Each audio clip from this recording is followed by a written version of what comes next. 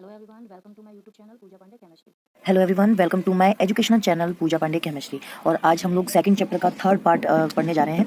इसमें अपना next topic रह गया है what happen to an acid और base in a water solution. क्या होगा जब एसिड और बेस को अगर हम पानी के साथ में डिसॉल्व करें या पानी के साथ उसका सॉल्यूशन बनाएं तो क्या होता है।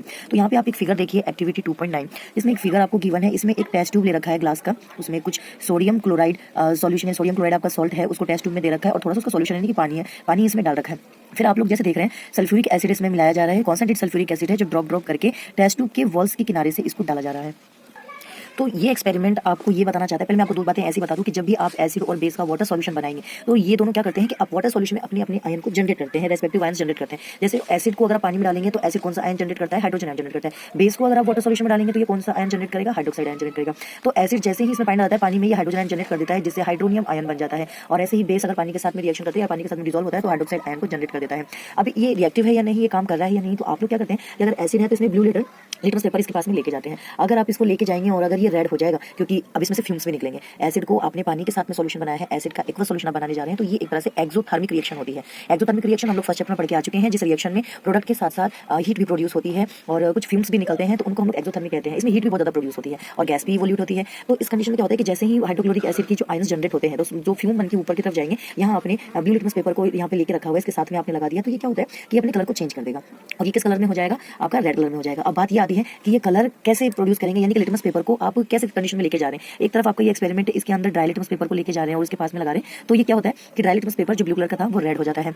अब ये कंडीशन है कि इसको डालने का भी प्रोसेस क्या होता है कि देखिए जब आप पानी के अंदर एसिड में पानी मिला रहे हैं, देखो प्रोसेसिंग तो दोनों एक सॉल्यूशन की एक ही होती है कि आप एसिड में पानी डालो या पानी में एसिड डालो, लेकिन रिएक्शन थोड़ी ऐसी हो जाती है, थोड़ा सा तरीका चेंज हो जाता है कि जब आप पानी के अंदर एसिड में पानी डालते हैं तो ये मैंने आपको बताया कि एक्सोथर्मिक रिएक्शन है। तो जैसे आप पानी डालेंगे ये उछलेगा और हम लोग सारे प्रैक्टिकल्स क्या है ग्लास के कंटेनर में करते हैं, कांच के कंटेनर में करते हैं। तो जैसे ये एक्सोथर्मिक रिएक्शन हीट को प्रोड्यूस करेगा, हो सकता है कि आपका ग्लास का कंटेनर भी टूट जाए, ब्रेक हो जाए, तो इस कंडीशन में और उछल के बाहर भी आ जाए, ये केमिकल उछल के बाहर भी आ जाए, ऐसी भी कंडीशन आती है। तो हमें क्या करना चाहिए कि पानी में एक या कंटेनर आपने लिया है, जो ग्लास का कंटेनर टेस्ट ट्यूब है, उसमें पानी डाला है और एसिड को ड्रॉप ड्रॉप करके, जैसे ये डाल रहा है सिचुएशन है दीवार के सहारे, वैसे हमको बूंद बूंद करके ड्रॉप वाइज ड्रॉप डालना है, जैसे इसका एक्वा सॉल्यूशन बन जाता है।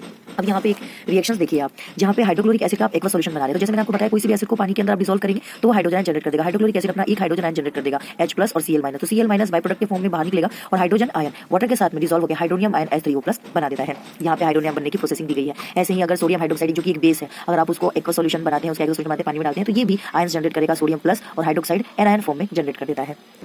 ऐसी कुछ मोर एग्जांपल्स हैं अपने पास। पोटेशियम हाइड्रोक्साइड भी वाटर सॉल्यूशन के अंदर potassium ion positively ion generate करेगा और हाइड्रोक्साइड आयन बाहर रिलीज करेगा। ऐसे मैग्नीशियम हाइड्रोक्साइड एक्वा सॉल्यूशन के अंदर मैग्नीशियम आयन जनरेट करेगा और हाइड्रोक्साइड आयन भी जनरेट करता है एक्वा सॉल्यूशन के अंदर। अब आते हैं यहाँ पे लाइन दी गई है, देखिए base generate hydroxide ion in water, base which are soluble in water are called alkalis. Base और एल्कलाइज में थोड़ा सा डिफरेंस ये होता है कि सारे बेस जरूरी नहीं है कि पानी के अंदर डिसॉल्व हो जाए, लेकिन जो एल्कलाइज होते हैं वो हमेशा पानी में डिसॉल्व ही होते हैं। यहाँ पे एक लाइन दी गई है, देखिए all bases do not dissolve in water and alkalis is a base that dissolve in water, they are soapy to touch. जो भी बेस होते हैं और बेस और एल्कलाइज ये सोपी इन टच होते हैं, छूने में सोप के जैसे होते हैं, बिटर इन टेस्ट होते हैं, कोरोसिव होते हैं, जैसे हम लोगों ने प्रीवियस पार्ट में पढ़ लिया है। नेवर टेस्ट और touch them as they may cause harm. इसको डायरेक्टली हमें ना टच करना चाहिए ना टेस्ट करना चाहिए, क्योंकि हमें हार्म पहुंचा सकते हैं। वैसे भी कॉन्सेंट्रेट कोई सी भी सॉल्यूशन हो, कॉन्सेंट्रेट बेस हो या कॉन्सेंट्रेट एसिड हो, ये वैसे ही हार्मफुल होते हैं क्योंकि इसमें उनके प्योर अमाउंट होता है, उसमें आयंस वगैरह होते हैं जो हमको हार्म पहुंचा सकते हैं। फिर जब अपना नॉर्मल न्यूट्रलाइजेशन रिएक्शन होता है जिसमें एसिड और बेस आपस में जब रिएक्ट करते हैं तो सॉल्ट एंड वाटर बनाते हैं। तो यहाँ पे नॉर्मल एक स्केलेटन केमिकल इक्वेशन दिया गया है, हाइड्रोजन हैलाइड एक्स को बोलते हैं halogen plus metal hydroxide, M यहाँ पे मेटल है और हाइड्रोक्साइड, इसकी जगह आप कोई से मेटल लिख देंगे। अगर इनके साथ में रिएक्शन होती है तो वही अपना सेम प्रोसेस, आगे वाला पॉजिटिवली चार्ज, पीछे वाला नेगेटिव, आगे वाला पॉजिटिव, पीछे वाला नेगेटिव, पॉजिटिव वाला नेगेटिव वाले की तरफ जाएगा तो ये HOH यानी कि हम इसको H2O भी लिख सकते हैं और M हेलोजन के साथ जाएगा। हेलोजन की X की जगह आप कोई भी Cl क्लोराइड लिख सकते हैं, Br ब्रोमाइड लिख सकते हैं, I आयोडाइड लिख सकते हैं और फ्लोरीन F भी लिख सकते हैं। अब ये जो हाइड्रोजन जनरेट होते हैं वो वाटर हाइड्रोक्साइड के साथ में रिएक्शन करके H2O बना देते हैं। इट मींस जब वाटर को आप तोड़ेंगे तो H+ में और OH- में टूटता है।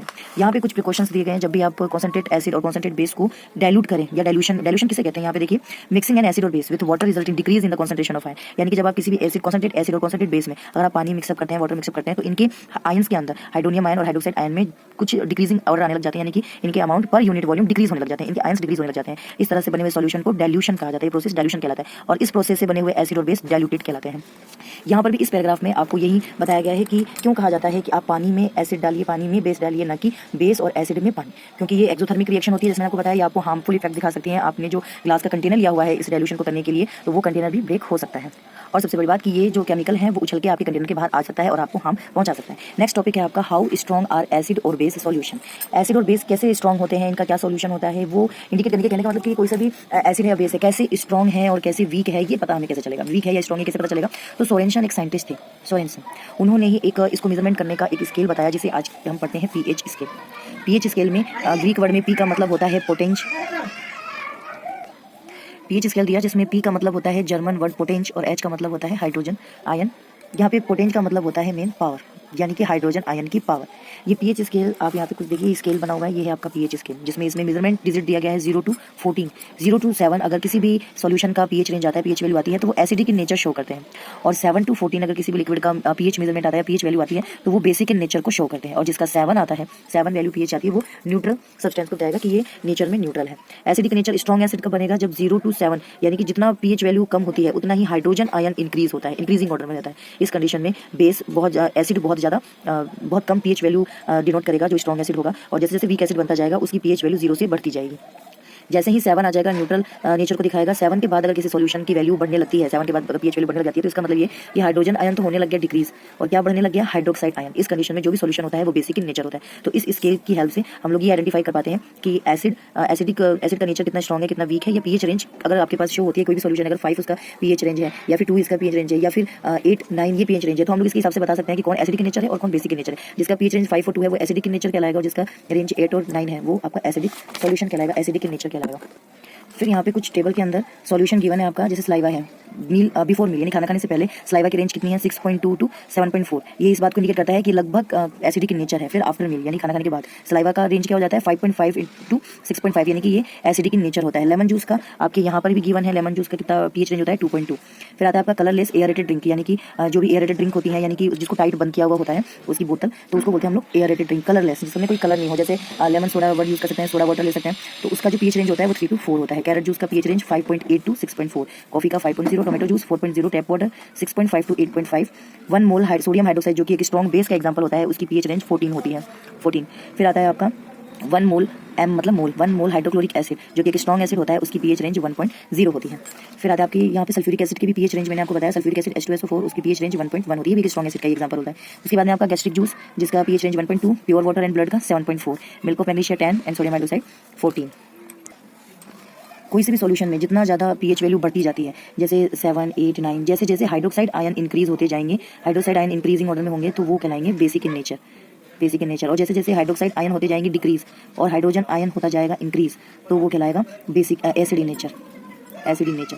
अब स्ट्रॉन्ग एसिड और strong base, weak acid and weak base में क्या होगा कि स्ट्रॉन्ग एसिड में अगर हाइड्रोजन आयन बहुत ज़्यादा जनरेट होगा तो वो स्ट्रॉन्ग एसिड कहलाएगा, स्ट्रॉन्ग बेस में बहुत ज़्यादा हाइड्रोक्साइड आयन जनरेट होगा तो स्ट्रॉन्ग बेस कहलाएगा, वीक बेस में बहुत कम हाइड्रोजन आयन जनरेट होते हैं और वीक हाइड्रोक्साइड आयन जनरेट होते हैं, और वीक एसिड में भी बहुत कम हाइड्रोजन आयन जनरेट होते हैं। फिर आता है next topic important of pH in everyday life. हमारी एवरीडे लाइफ में भी पीएच की बहुत ज़्यादा वैल्यू होती है। आगे का नेक्स्ट टॉपिक है आपका importance of pH in everyday life. हमारे एवरीडे लाइफ में पीएच की बहुत बड़ी वैल्यू होती है। जैसे our plant and animals pH sensitive, सबकी बॉडी का एक पर्टिकुलर पीएच रेंज होता है। जैसे ह्यूमन बॉडी का पीएच रेंज क्या होता है, 7.0 to 7.8, ये आपकी बुक में गिवन है।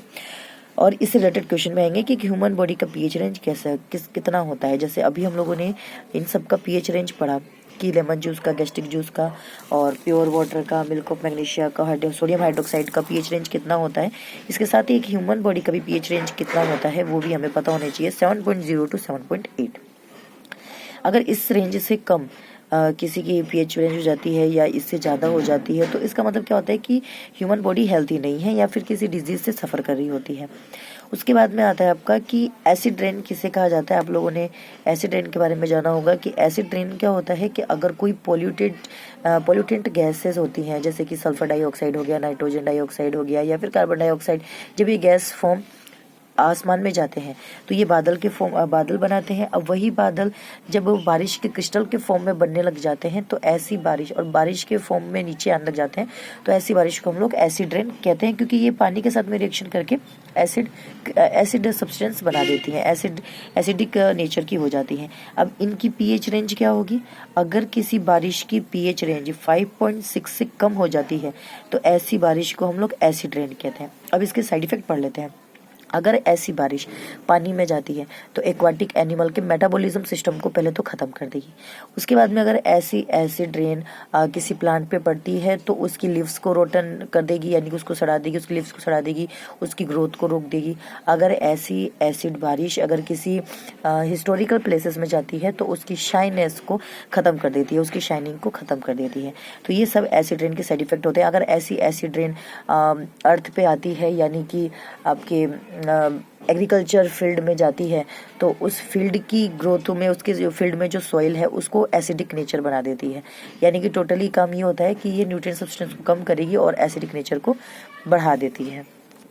नेक्स्ट टॉपिक आता है आपका कि जैसे वीनस प्लैनेट के बारे में आपने सुना होगा। वीनस का जो प्लैनेट है वो दिखने में येलोविश क्लाउड का होता है, यानी कि उसके ऊपर येलोविश क्लाउड लगे हुए होते हैं। तो क्वेश्चन ये आता है कि येलोविश दिखता क्यों है, इसका क्लाउड येलोविश क्लाउड क्यों होता है? क्योंकि उसके ऊपर सल्फ्यूरिक एसिड की लेयर होती है। तो इस टाइप के भी क्वेश्चन आते हैं। उसके बाद में आता है what is the pH of the soil in your backyard, यानी कि आप जहाँ पे प्लांटिंग करते हैं, जहाँ पे आप लोग एग्रीकल्चर करते हैं, अगर उस सॉइल की पीएच रेंज भी हमें देखनी पड़ती है एग्रीकल्चर प्रोसेसेस में कि इस आपने जिस जहाँ पे खेती करना चाहते हैं, जहाँ कल्टीवेशन हो रहा है, तो वहाँ के सॉइल का पीएच रेंज कितना है। मान लीजिए अगर उसका पीएच रेंज 7 से नीचे है या डिक्रीजिंग ऑर्डर में है, 7 का अंडर 7 है, तो इसका मतलब उस सॉइल की जो नेचर है वो एसिडिक इन नेचर होगा। तो उसको न्यूट्रल बनाना कंपलसरी होगा, क्योंकि बिना न्यूट्रल के उसमें न्यूट्रिएंट सब्सटेंस एक्टिव नहीं हो पाएंगे और ग्रोथ नहीं हो पाएगी प्लांट की। तो इसके लिए हमें क्या करना पड़ता है, उसमें बेसिक फर्टिलाइजर या बेसिक मैन्योर इसमें मिलाया जाता है, जिससे वो क्या हो जाएंगे कि एसिड और बेस रिएक्ट करके न्यूट्रलाइज हो जाएंगे और सॉइल की फर्टिलिटी को बढ़ा देंगे। अगर मान लीजिए आपका जो लैंड बैकयार्ड का जो सॉइल है अगर वो बेसिक इन नेचर का होगा, यानी कि 7 to 14 पीएच रेंज दिखाएगा, तो इसका मतलब उसका नेचर कैसा हो जाएगा, बेसिक इन नेचर है। तो ऐसी कंडीशन में आपको एसिडिक आपको मेन्यू लेना पड़ेगा या एसिडिक फर्टिलाइजर का यूज करना पड़ेगा, जिससे वो बेस के साथ में रिएक्शन करके न्यूट्रलाइज हो जाए और न्यूट्रिएंट सब्सटेंस की ग्रोथ कर दे और उसमें उसको एक्टिव बना दे। फिर आता है आपका pH in our digestive system. हमारी डाइजेस्टिव सिस्टम में भी पीएच रेंज होती है। जैसे कि आप सबको पता है कि हमारे स्टमक में, जो कि हमारे डाइजेशन का, हमारा एलिमेंट्री कैनाल का एक पार्ट होता है, तो स्टमक में भी हाइड्रोक्लोरिक एसिड जनरेट होता है। यही हाइड्रोक्लोरिक एसिड के बहुत सारे फंक्शन होते हैं। पहला फंक्शन तो यही होता है कि स्टमक के मीडियम को एसिडिक मीडियम बनाएगा। उसमें एसिडिटी ज़्यादा, जैसे इसकी वैल्यू अगर ज़्यादा हो जाती है तो ह्यूमन के अंदर एसिडिटी होने लग जाती है, पेन होने लग जाता है। तो उसको रिलीफ देने के लिए हम लोग मिल्क ऑफ मैग्नीशिया, जो कि एक एंटा एसिड होता है, मिल्क ऑफ मैग्नीशिया एंटा एसिड, जो इसको बचाने का काम करता है, यानी कि एसिड के साथ में रिएक्शन करा के सॉल्ट एंड वाटर। तो क्या होता है कि इसमें एंटा एसिड इसको कहा जाता है, यानी कि एसिड के इफेक्ट को खत्म करने वाले जो बेस होते हैं, जो सब्सटेंस होते हैं, जो बेसिक नेचर के होते हैं, उनको हम लोग एंटा एसिड कहते हैं। और एक बहुत फेमस एंटा एसिड है आपका मिल्क ऑफ मैग्नीशिया, जिसको मैग्नीशियम हाइड्रोक्साइड भी कहते हैं, जिसका फॉर्मूला MgOH का होल ट्वाइस होता है। इसका यूज़ किया जाता है ताकि हमारे स्टमक में जो हाइड्रोक्लोरिक एसिड बन रहा है और जो हमें पेन दे रहा है, तो पेन से रिलीफ मिल जाता है इसका यूज़ करने से। तो ये हाइड्रोक्लोरिक एसिड के बहुत सारे फंक्शन थे। पहला तो उसने इनएक्टिव एंजाइम को एक्टिव किया, क्योंकि स्टमक में पेप्सिन एंजाइम होता है जो इनएक्टिव फॉर्म में रहता है, हाइड्रोक्लोरिक की वजह से वो थोड़ा सा एक्टिव हो जाता है। फिर फूड के अंदर जो बैक्टीरिया वायरस वगैरह होते हैं तो उनको भी वो बैक्टीरिया लेस बनाता है। तो ये सारे फंक्शन हाइड्रोक्लोरिक एसिड के होते हैं। इसका अमाउंट बढ़ने से एसिडिटी हो जाता है, जिसका इलाज मिल्क ऑफ मैग्नीशिया से हो जाता है। उसके बाद में आता है कि पीएच वैल्यू का हमारे टूथ डीके से क्या रिलेशन। अगर आपका टूथ का इनेमल का पीएच, अगर आपके माउथ का पीएच 5.5 से कम हो जाता है, इसका मतलब ये 0 to 7 के रेंज में है, यानी कि एसिडिक मीडियम हो जाता है। जब माउथ का पीएच वैल्यू 5.5 से कम यानी कि एसिडिक in नेचर हो जाता है, एसिडिक मीडियम का हो जाता है, तो उस टाइम पे आपका जो टूथ का इनेमल है, यानी कि टूथ, वो क्या हो जाता है कि वो घिसने लग जाता है। उसके जो क्रिस्टल्स होते हैं, तो उसकी जो अपर लेयर होती है वो घिसना शुरू हो जाती है और वो ट्रांसपेरेंट होने लग जाते हैं। अब इक्वेशन आता है कि जो इनेमल है, टूथ का इनेमल, वो किस सब्सटेंस का बना होता है, जिसकी वजह से ये वाइट कलर के होते हैं या इतने हार्ड होते हैं। तो कैल्शियम हाइड्रोक्सी एपेटाइट, ये एक केमिकल सब्सटेंस है। और ये कैल्शियम हाइड्रोक्साइड एपेटाइट है क्या, और crystalline form of calcium phosphate, यानी कि कैल्शियम फॉस्फेट का क्रिस्टलाइन फॉर्म होता है, जिसको हम लोग केमिकली नेम इसका कैल्शियम हाइड्रोक्सी एपेटाइट कहा जाता है। इसी से टूथ के इनेमल्स बने हुए होते हैं। और ये घिसना शुरू हो जाता है जब आपका माउथ का पीएच रेंज 5.5 से कम होने लग जाता है। तो इस कंडीशन में उसमें कोरोजन होना, टूथ का इनेमल का येलो हो जाना, ब्लैक हो जाना, रेड जैसा हो जाना, ये सब उसमें कोरोड हो जाते हैं टोटल मतलब। तो अब इस कंडीशन में क्या करें, माउथ की पीएच को न्यूट्रल कैसे करें? तो फिर एक आता है आपका टूथपेस्ट जिसका आप यूज़ करते हैं टीथ को साफ करने के लिए। अगर आप पर डे ट्वाइस टाइम अगर टूथपेस्ट का यूज़ करने लग जाते हैं तो क्या होता है कि टूथपेस्ट होता है बेसिक इन नेचर, बेस होता है वो, तो आपके एसिड से रिएक्शन करके ये सॉल्ट एंड वाटर बनाने लग जाता है और आपके माउथ को न्यूट्रल मीडियम में कन्वर्ट कर देता है, जिससे जो आपका टूथ का इनेमल है जो घिसने लग गया था, जो खराब होने लग गया था, उसको प्रिवेंट करने के काम में आ जाता है, प्रिवेंट कर देता है। फिर कुछ ऐसे नेचुरल प्लांट भी होते हैं जिनके सेल्फ डिफेंस के लिए फिर उसके बाद में आपका जैसे आप टूथपेस्ट का यूज़ करेंगे पर डे ट्वाइस टाइम, तो क्या होता है कि आपके उसको सही कर देगा। उसके बाद हमें पढ़ना था self defence bye animal and plant through the chemical welfare, यानी कि कई ऐसे नेचुरल प्लांट्स होते हैं, एनिमल्स होते हैं जिनके अंदर एसिड पाया जाता है, जिसकी वजह से वो अपना सेल्फ डिफेंस कर पाए, यानी कि खुद की रक्षा कर पाए। तो जैसे कि अपना एक तो आपने बी स्टिंग्स के बारे में सुना होगा, यानी कि मधुमक्खी जब आपको अपने को डंक मारती है, यानी कि आपको बीट करती है, तो उसके अंदर क्या होता है कि जैसे ही वो आपको बाइट करेगी तो आपके स्किन के अंदर स्वेलिंग हो जाना, इरिटेशन हो जाना, जलन हो जाना, ये सब होने लग जाता है। क्यों? क्योंकि उसकी स्टिंग में यानी कि उसके डंक में एसिड मेथेनोइक एसिड होता है, मेथेनोइक एसिड।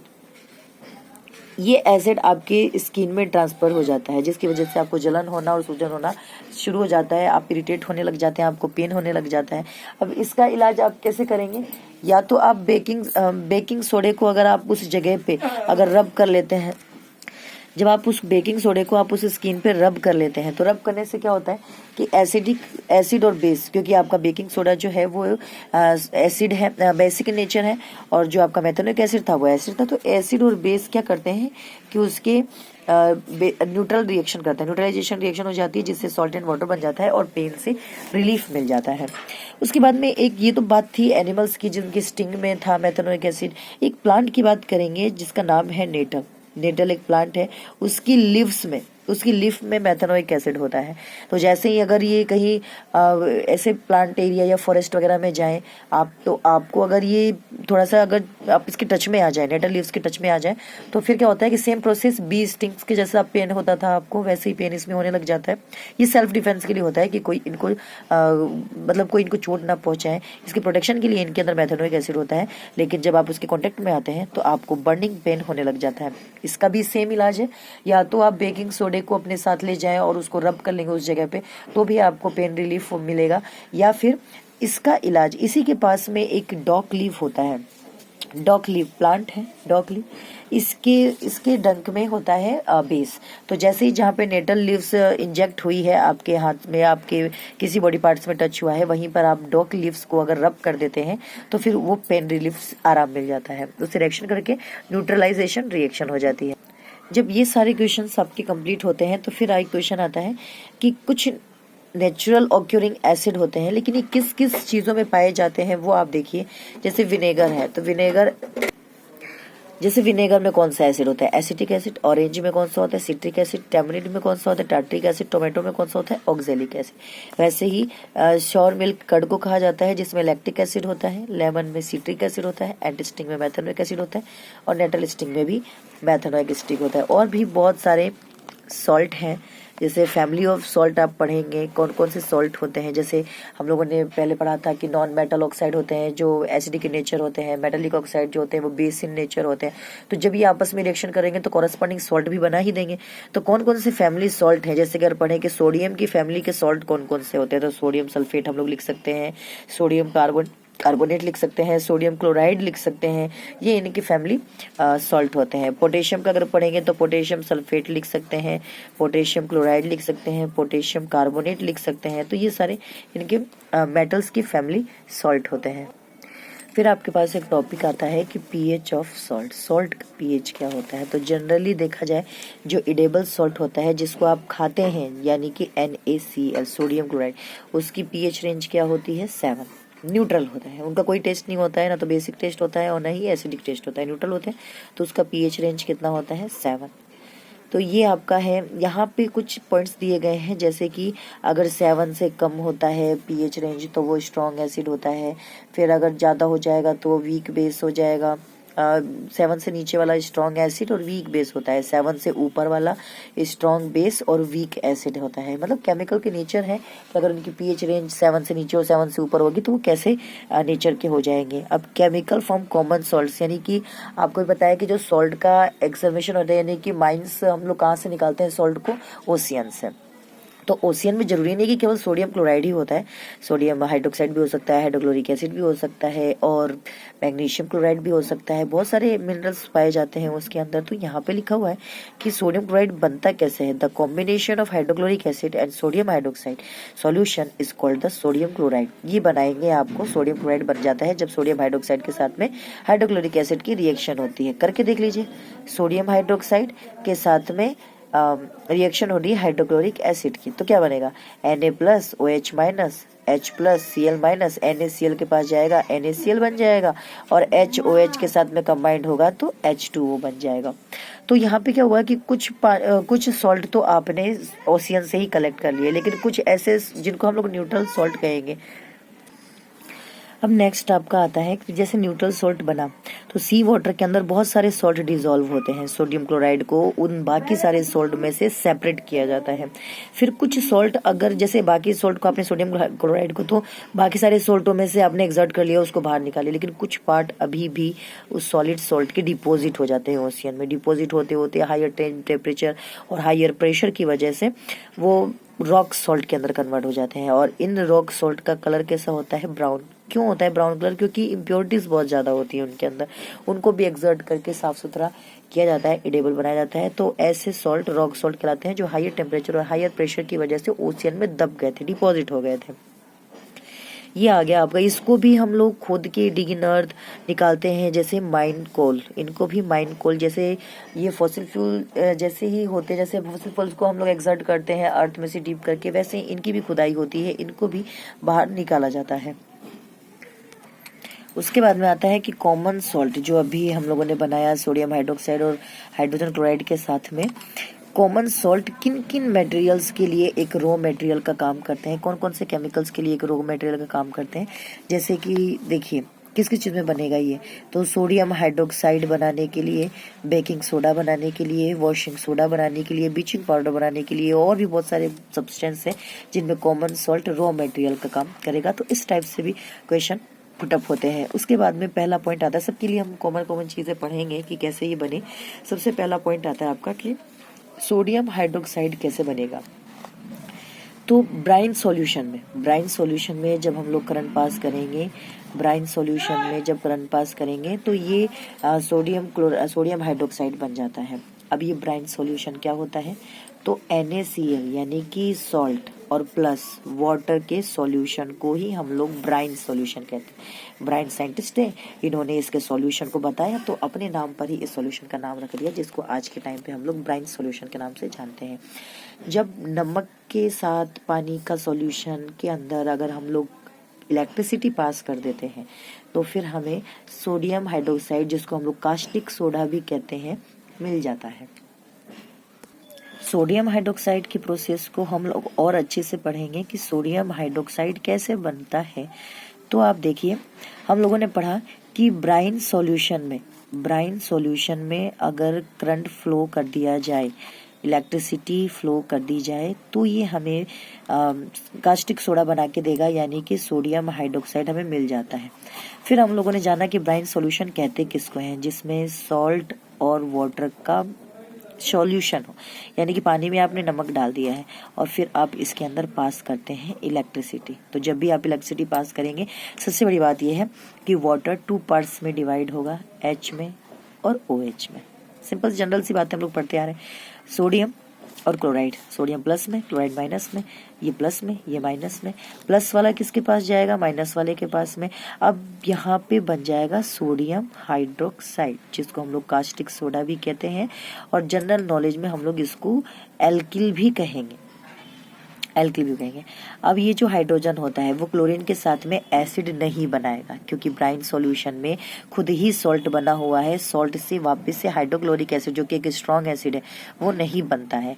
अब इस प्रोसेस में क्या होगा कि हाइड्रोजन आयन है तो वो अकेला बाहर जाएगा भी नहीं, वो किसी ना किसी के साथ जाता है, किसी ना किसी फॉर्म के साथ जाता है, तो ये खुद को डाई एटॉमिक बनाएगा, यानी कि हाइड्रोजन गैस के फॉर्म में बाहर निकलेगा। और सेम प्रोसेस क्लोरीन भी क्लोराइड फॉर्म में बाहर निकलेगी नहीं, वो तो या तो किसी के साथ जाएगी या फिर वो गैस के फॉर्म में जाएगी। तो यहाँ भी क्लोरीन गैस के फॉर्म में जाती है।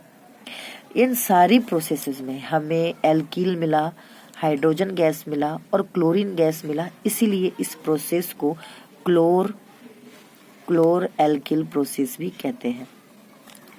क्लोर एल्किल प्रोसेस भी कहते हैं, क्योंकि ब्राइन सॉल्यूशन में करंट पास करने पे कास्टिक सोडा जो कि एक एल्किल है, एल्केलाइज है, और हाइक्लोरीन गैस निकलती है, तो इसीलिए इस फॉर्मूले को, इस पूरे प्रोसेस को क्लोर एल्किल प्रोसेस कहा जाता है। जब क्लोर एल्किल प्रोसेस हम लोगों ने पढ़ लिया तो बात आती है कि ये प्रोसेस हुआ कैसे, इन्होंने बनाया कैसे होगा। तो सिंपली फॉर्म यहाँ पे हम लोग एक ग्लास का कंटेनर लेते हैं, इसमें वाटर सॉल्यूशन डाला हुआ ही है जिसको हम लोग ब्राइन बोल रहे हैं, ब्राइन सॉल्यूशन डाला हुआ है। इसमें 2 इलेक्ट्रोड के यूज किए गए हैं, एक इलेक्ट्रोड को एनोड माना है जो पॉजिटिवली चार्ज का होगा, उसको बैटरी से कनेक्टेड किया गया है, और एक इलेक्ट्रोड आपका नेगेटिवली चार्ज का जिसको हम लोग कैथोड कहते हैं। ब्राइन सॉल्यूशन में जब करंट पास किया जाता है तो एक तरफ से क्लोरीन गैस रिमूव होती है, एक तरफ से हाइड्रोजन गैस रिमूव होती है, और फिर सोडियम हाइड्रोक्साइड कास्टिक सोडा आपको मिल जाता है। अब इन सब के अलग अलग यूज है। क्लोरीन गैस का यूज कहाँ किया जाता है? वाटर ट्रीटमेंट में किया जाता है, स्विमिंग पूल में किया जाता है, पीवीसी बनाने में जिसका नाम होता है पॉली वाइनिल क्लोराइड, यानी कि जो आपके इलेक्ट्रिकल वायर होते हैं उनके ऊपर प्लास्टिक की कोटिंग होती है, उन्हीं कोटिंग को हम लोग पीवीसी कहते हैं। इसका यूज क्या होता है कि वो हमें इलेक्ट्रिक शॉक से बचाने का काम करते हैं। फिर आता है यहाँ पे डिसइंफेक्टेंट्स के फॉर्म में CFC जिसका नाम होता है क्लोरोफ्लोरोकार्बन, इसमें भी क्लोरीन का यूज किया जाता है। और फिर पेस्टिसाइड्स यानी कि कीड़े मारने की दवाई में भी इसका यूज किया जाता है। उसके बाद में आता है हाइड्रोजन ये ऐसे निकलने वाली हाइड्रोजन गैस का यूज कहाँ किया जाएगा? तो फ्यूल में, यानी कि LPG बनाने में, CNG बनाने में, बायोगैस बनाने में किया जाता है, मार्गरीन में किया जाता है, अमोनिया बनाने में किया जाता है, फर्टिलाइजर के फॉर्म में जो काम होगा। अब यहाँ पे आता है जो कास्टिक सोडा बना उसका यूज कहाँ किया जाता है? तो डीग्रीजिंग करने में, मेटल को सोप बनाने में, डिटर्जेंट बनाने में, पेपर मेकिंग में, आर्टिफिशियल फाइबर्स बनाने में कास्टिक सोडा का यूज किया जाता है। तो इस तरह से एक प्रोसेस से हम लोग कई सारे क्वेश्चंस को पढ़ते हैं कि किस किस टाइप के क्वेश्चन हमारे सामने पुटअप हो सकते हैं। क्लोरीन का यूज पढ़ा, हाइड्रोजन का यूज पढ़ा, और कास्टिक सोडे का भी यूज हम लोगों ने पढ़ ही लिया। फिर आता है कि इस प्रोसेस में ये जो क्लोरीन गैस है वो कौन सी इलेक्ट्रोड की तरफ जाएगी और हाइड्रोजन गैस कौन से इलेक्ट्रोड की तरफ जाएगी। तो यहाँ पे एक प्रोसेस दे रखा है, लाइन दे रखी है कि chlorine gas is given off at the anode and hydrogen gas at the cathode due to their charges, according to their charges. Chlorine has negatively charged, so it is deposited on the anode, which is a positively charged, and hydrogen, which is holded positively charged, is deposited on the cathode electrode, which holded negatively charged. Then sodium hydroxide processing जैसे ही खत्म होती है तो आता है आपका bleaching powder, यानी कि सोडियम हाइड्रोक्साइड बनाने की प्रोसेसिंग में जो क्लोरीन गैस निकली है, जिस क्लोरीन गैस का हम लोगों ने रिलीज किया, बनाया, उसी क्लोरीन गैस को अगर कैल्शियम हाइड्रोक्साइड का क्या क्या नाम होता है देखिए, कैल्शियम हाइड्रोक्साइड का फॉर्मूला आप देख रहे हैं, केमिकल नेम तो इसका कैल्शियम हाइड्रोक्साइड हो गया, और फिर इसको स्लैग्ड लाइम भी कहा जाता है। यानी कि स्लैग्ड लाइम के अंदर जब क्लोरीन गैस आप फ्लो करते हैं तो CaOCl2 ब्लीचिंग पाउडर बन जाता है, ब्लीचिंग पाउडर, और बाई प्रोडक्ट फॉर्म में आपका वाटर मॉलिक्यूल्स निकल जाता है। ब्लीचिंग पाउडर को फिर से हम लोग पढ़ लेते हैं कि कैसे बना ब्लीचिंग पाउडर। ब्लीचिंग पाउडर कैसे बना? जब स्लैग्ड लाइम में यानी कि कैल्शियम हाइड्रोक्साइड में क्लोरीन गैस फ्लो कर देते हैं, इसको हम लोग ऐसे भी तोड़ सकते हैं क्या? H2O और O, क्योंकि यहाँ पे H2 है और O भी 2 है, तो H2O और O2 हो गए और H भी 2 हो गए, तो ये तो वाटर मॉलिक्यूल्स बाई प्रोडक्ट के फॉर्म में बाहर निकल जाएंगे। बचा क्या आपका? ऑक्सीजन, ये आपका कैल्शियम, और ये आपका क्लोरीन, क्या बन जाएगा? CaOCl2, जिसको हम लोग बोलते हैं ब्लीचिंग पाउडर। ये प्रोसेसिंग हो जाती है आपके ब्लीचिंग पाउडर के।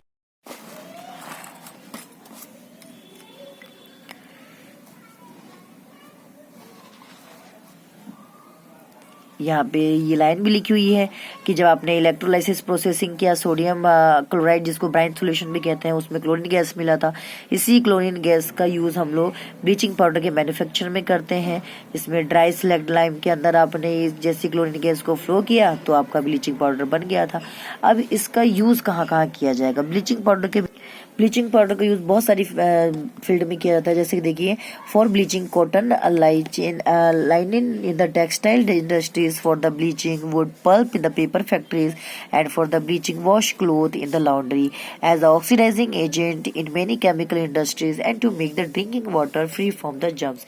ब्लीचिंग पाउडर का यूज़ वाटर को ड्रिंकिंग एबल बनाने में भी किया जाता है, जम्स फ्री करने के लिए भी किया जाता है, केमिकल इंडस्ट्री में ऑक्सीडाइजिंग एजेंट के फॉर्म में भी किया जाता है, कपड़ों को धोने के लिए भी ब्लीचिंग का यूज़ किया जाता है, और जो फेशियल प्रोडक्ट्स होते हैं उनमें भी ब्लीच करने के लिए ब्लीचिंग पाउडर का यूज़ होता है। अब आता है आपका बेकिंग सोडा। बेकिंग सोडा कैसे बनेगा?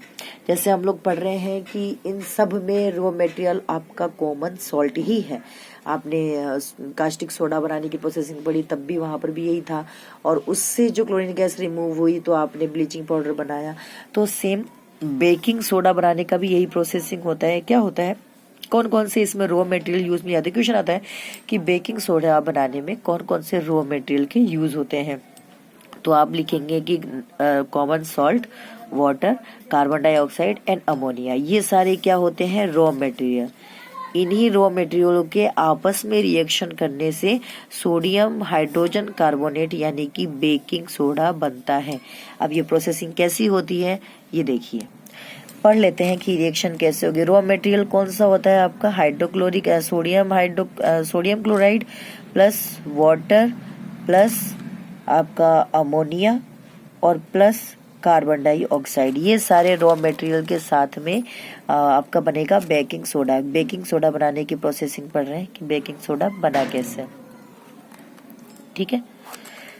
तो यहाँ पे देखिए, वाटर मॉलिक्यूल्स फिर वही पार्ट है कि कैसे टूटेगा, OH में और H में, H और OH। फिर ऐसे ही कार्बन डाई अब यहाँ पे देखिए, जो H है वो NH3 के साथ जाएगा और क्या बना लेगा? NH4, और ये NH4Cl के पास जाएगा तो प्रोडक्ट क्या बन जाएगा? NH4Cl, जिसका नाम होता है अमोनियम क्लोराइड।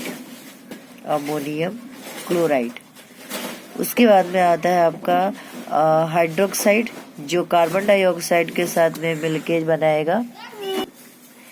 फिर ये जो OH है वो कार्बन डाइऑक्साइड के साथ में रिएक्शन करके HCO3 बना देगा। CO2 पहले से था, एक ऑक्सीजन जाके CO3 बनाएगा, हाइड्रोजन के साथ इन्वॉल्व होकर HCO3 बन जाएगा और NaNaHCO3 बन जाएगा।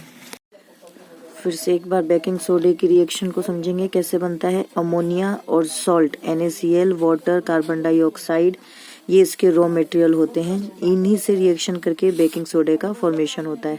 सबसे पहले वाटर 2 पार्ट्स में टूटेगा, H प्लस में और OH माइनस में। OH कार्बन डाइऑक्साइड के साथ में रिएक्शन करके HCO3 बनाएगा। NaCl यहाँ का हाइड्रोजन NH3 अमोनिया के साथ में रिएक्शन करके NH4 बनाएगा, अमोनियम। ये अमोनियम क्लोराइड के साथ में रिएक्शन करेगा, इन्वॉल्व होके NH4Cl कंपाउंड बनाएगा, और ये जो HCO3 है वो Na के साथ में रिएक्शन करके सोडियम हाइड्रोजन कार्बोनेट, जिसको हम लोग बेकिंग सोडा भी कहते हैं, इसका प्रोडक्ट के फॉर्म में बन जाता है। सोडियम हाइड्रोजन कार्बोनेट को सोडियम बाई कार्बोनेट भी कहा जाता है, जिसका फॉर्मूला NaHCO3 होता है। अब इसके यूजेस को देखेंगे। बेकिंग सोडे का यूज कहाँ किया जाता है? For making baking powder. Baking powder बनाने में भी बेकिंग सोडे का यूज किया जाता है। इसमें रॉ मटेरियल यानी कि बेकिंग पाउडर के कंपोनेंट्स क्या होते हैं? मिक्सिंग ऑफ बेकिंग सोडा यानी कि सोडियम हाइड्रोजन कार्बोनेट, और इसके साथ में mild edible acid such as tartaric acid, यानी कि टार्टरिक एसिड जब सोडियम हाइड्रोजन कार्बोनेट के साथ में रिएक्ट करेगा तो बेकिंग पाउडर बन जाएगा। ये बेकिंग पाउडर के रॉ मटेरियल्स हैं। When baking powder is heated and mixing in water, following reaction take place. जब बेकिंग पाउडर के साथ में टार्टरिक एसिड की रिएक्शन होगी तो ये एसिड है, इसीलिए रिएक्शन करेगा तो हाइड्रोजन आयन जनरेट कर देगा। ये hydrogen ion sodium hydrogen carbonate के साथ में रिएक्शन करके कार्बन डाइऑक्साइड गैस को रिलीज करेंगे, वाटर मॉलिक्यूल्स को निकालेंगे, और सोडियम सॉल्ट जो इसी एसिड का कोरस्पॉन्डिंग सॉल्ट होगा, सोडियम सॉल्ट बना देगा।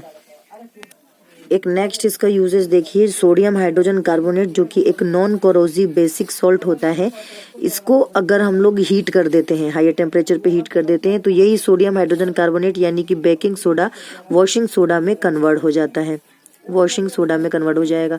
जैसे देखिए यहाँ पे NaHCO3 यानी कि बेकिंग सोडे के 2 मॉलिक्यूल्स यहाँ पे हैं।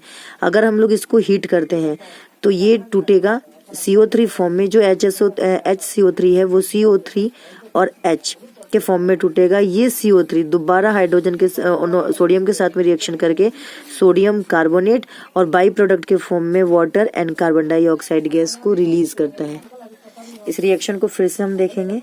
सोडियम हाइड्रोजन कार्बोनेट जिसको हम लोगों ने बेकिंग सोडा कहा है, NaHCO3, अगर इसको हम लोग हीट करते हैं तो HCO3 को हम ऐसे भी तोड़ सकते हैं, H और CO3।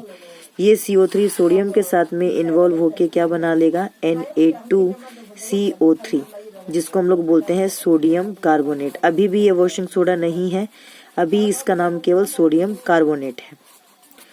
सोडियम कार्बोनेट कंपाउंड बनने के बाद ये हाइड्रोजन अकेला रिमूव होता नहीं है। फिर अगर इस केमिकल रिएक्शन को बैलेंस करें तो Na यहाँ पे 2 है, इसके लिए यहाँ पे 2 मॉलिक्यूल्स लगाना पड़ेगा। जैसे हम लोग यहाँ पे 2 मॉलिक्यूल्स लिखेंगे, हाइड्रोजन यहाँ पे 2 हो जाएगा, जो बाई प्रोडक्ट के फॉर्म में वाटर के फॉर्म में बनेगा। कार्बोनेट यहाँ पे 2 मॉलिक्यूल्स हो गए। 1 कार्बोनेट का यूज हम लोगों ने यहाँ पे किया है, CO3। अभी भी एक CO3 बचता है जो 2 पार्ट्स में ब्रेक होगा, CO2 में और O में। तो ये वाला ऑक्सीजन 2 हाइड्रोजन के साथ में इन्वॉल्व होके, ये वाला ऑक्सीजन 2 हाइड्रोजन के साथ में इन्वॉल्व होके H2O बनाएगा, और जो कार्बन डाइऑक्साइड है वो गैस के फॉर्म में बाई प्रोडक्ट के रूप में निकल जाता है। तो इस तरह से ये केमिकल रिएक्शंस होती हैं जिसमें बाई प्रोडक्ट, बाई कार्बोनेट जो होता है, सोडियम हाइड्रोजन कार्बोनेट भी कहते हैं और सोडियम बाई कार्बोनेट भी इसको कहा जाता है। जब हम लोग इसको हीट करेंगे तो सोडियम कार्बोनेट, वाटर मॉलिक्यूल्स और कार्बन डाइऑक्साइड गैस रिलीज होती है। इसे अभी भी हम लोग वॉशिंग सोडा नहीं कहेंगे जब इस प्रोडक्ट का यानी कि सोडियम कार्बोनेट का Na2CO3 का अगर हम लोग रिक्रिस्टलाइजेशन कराएं, यानी कि 10 मॉलिक्यूल्स वाटर के साथ में रिएक्शन जब करवाएंगे तो इसका फॉर्मूला हो जाता है Na2CO3 10H2O। इसे कहा जाता है, इसका केमिकल नेम होता है सोडियम कार्बोनेट डेकाहाइड्रेट, जिसे हम लोग वॉशिंग सोडा भी कहते हैं, वॉशिंग सोडा भी कहते हैं। इस तरह से बेकिंग सोडे का रिक्रिस्टलाइजेशन करा के, या बेकिंग सोडे को पहले हीट किया, सोडियम कार्बोनेट बना, इसका 10 मॉलिक्यूल्स वाटर के साथ में रिक्रिस्टलाइजेशन हुआ, जिसकी वजह से Na2CO3 10H2O बनता है, जो कि एक वॉशिंग सोडा प्रोडक्ट है। इसके साथ ही और बेकिंग सोडे का यूज हम लोग पढ़ेंगे। जैसे यहाँ पे लिखा हुआ है sodium hydrogen carbonate is also an integrated in antacid. Antacid के फॉर्म में भी इसका यूज किया जाता है, बीइंग एल्केनाइन, क्योंकि एल्केनाइन है और एसिड के साथ में रिएक्शन करके न्यूट्रलाइज कर देते हैं, न्यूट्रलाइजेशन रिएक्शन शो करते हैं। Neutralises excess acid in stomach and the provide relief. जब स्टमक पेन होने लग जाता है तभी इसी सोडियम हाइड्रोजन कार्बोनेट का यूज करके रिलीफ प्रोवाइड होता है। It is also use in the soda acid fire extinguisher. Soda acid जो फायर एक्सटेंसर होता है उसमें भी इस सोडियम हाइड्रोजन कार्बोनेट के अमाउंट्स मिलवे होते हैं जो कार्बन डाइऑक्साइड को रिलीज करने में हेल्प करते हैं। नेक्स्ट पॉइंट आता है आपका वॉशिंग सोडा का फॉर्मेशन। जैसे अभी हम लोग पढ़ के गए कि सोडियम बाई कार्बोनेट को हीट किया तो सोडियम कार्बोनेट बना। ये सोडियम कार्बोनेट में 10 मॉलिक्यूल्स वाटर के रिक्रिस्टलाइजेशन कराया जाता है, तो Na2CO3 10H2O, जिसका नाम है सोडियम कार्बोनेट डेकाहाइड्रेट, इसे ही वॉशिंग सोडा कहा जाता है। इसका सिंपल प्रोसेस है वॉशिंग सोडा बनाने का। अब इसका यूज हम लोग पढ़ लेते हैं कि कैसे इसका यूज कहाँ कहाँ किया जाएगा। यहाँ इस पॉइंट में 2 क्वेश्चन आपके सामने आ रहे हैं। What does 10H2O signify. ये 10H2O यानी कि हम लोग वॉशिंग सोडे का फॉर्मूला लिखते हैं Na2CO3 10H2O। ये 10H2O है क्या? तो 10H2O वाटर के क्रिस्टलाइन क्रिस्टल होते, क्रिस्टलाइजेशन वाटर होता है जो इस फॉर्मूले में पर यूनिट फॉर्मूले में प्रेजेंट्स होता है। What is does Na2CO3 wet. क्या ये इसको गीला रखेंगे? तो गीला रखने के लिए नहीं होते हैं, ये इसके साथ कलर के लिए भी रेस्पॉन्सिबल होते हैं कि किसी भी चीज में अगर वाटर मॉलिक्यूल्स हैं तो वो उसको पानी के साथ में बॉन्डिंग बनाने के लिए भी प्रोवाइड कराते हैं बॉन्ड की, वो ज्यादा उनकी पकड़ अच्छी होती है, वाटर के साथ में रिएक्शन अच्छा कर लेते हैं। और ये कलर, अगर ये कलर कोई केमिकल कलर वाला है तो ये वाटर मॉलिक्यूल्स उसके कलर के पिगमेंट के फॉर्म में भी यूज होने लग जाते हैं। नेक्स्ट आता है यूजेस। वॉशिंग सोडे का यूज कहाँ किया जाएगा? Sodium carbonate washing soda is use in the glass, soap and paper industries में इसका यूज किया जाएगा। सोडियम कंपाउंड्स बोरेक्स, जो कि एक इसका